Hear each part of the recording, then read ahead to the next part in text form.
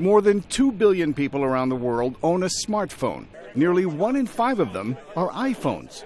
Such is the reach of California-based Apple Inc., which last month celebrated its 40th birthday. It's been a fantastic example of a 21st century company, not only in terms of its sheer size, but it's focused on innovation, I think.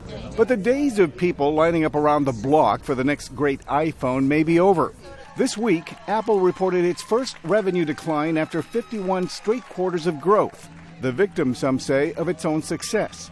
We spoke with industry analyst Ross Rubin on Skype. And Apple, of course, competes in the premium segment of the market, very strong in U.S., Japan, Western Europe.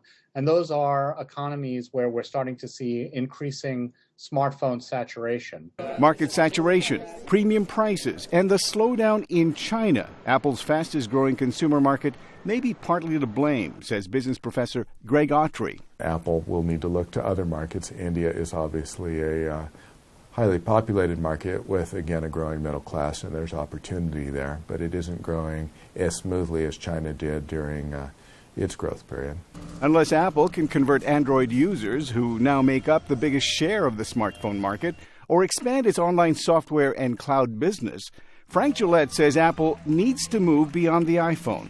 If they came out with a breakthrough product or price, then you might see a change, particularly if it's different than the other smartphone makers in this market.